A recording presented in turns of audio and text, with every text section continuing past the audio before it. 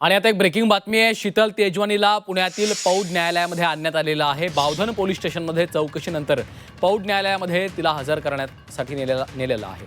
जी 24 तासनंच पुण्यातील जमीन गैरव्यवहाराचं प्रकरण उघडकीस आणलेलं होतं। त्यानंतर आता शीतल तेजवानीला पुण्यातील पौड न्यायालयात आणण्यात आल्याचं आपण पाहतोय। बावधन पोलीस स्टेशनमध्ये चौकशी झाल्यानंतर तिला पौड न्यायालयात हजर केलेलं आहे। जी 24 तासनंच पुण्यातील जमीन गैरव्यवहाराचं प्रकरण उघडकीस आणलेलं होतं आणि या प्रकरणामध्ये आता तिला कोर्टामध्ये नेण्यात आलेलं आहे। निलेश खरमरे आमचे प्रतिनिधी आपल्यासोबत आहेत। निलेश, काय अपडेट्स आहेत? तिला बावधन पोलिसांनी या ठिकाणी चौकशी करण्यात आली। कायदेशीर बाबी पूर्ण केल्यानंतर तिला आता पौड न्यायालयाच्या दिशेने रवाना करण्यात आलेला आहे।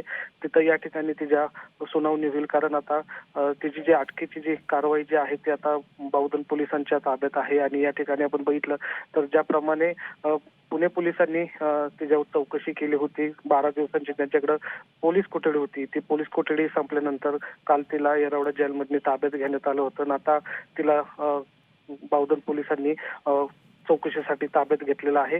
त्यामुळे आता चौकशीनंतर तिला आता कोर्टात हजर केलं जाईल आणि त्यासाठी बावधन पोलीस शीतल तेजवानीला घेऊन पौड न्यायालयाच्या दिशेने रवाना झालेले आपल्याला पाहायला मिळतात।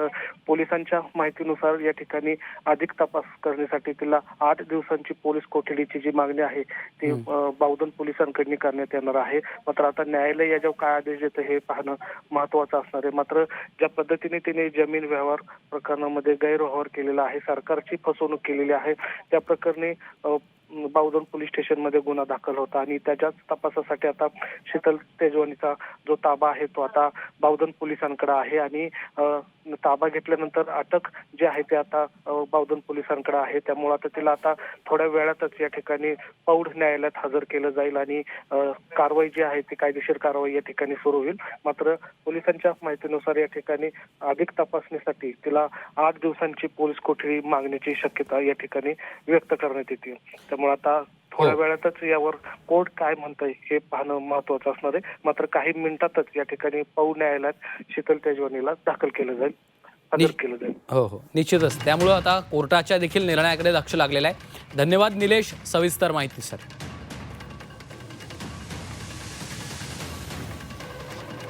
तर चौकशीनंतर तेजवानीला आता कोर्टामध्ये आणण्यात आलेलं आहे। तिच्या 8 दिवसांच्या पोलीस कोठडीची मागणी केली जाऊ शकते। त्यामुळे न्यायालयाच्या निर्णयाकडे आता लक्ष लागलेलं आहे।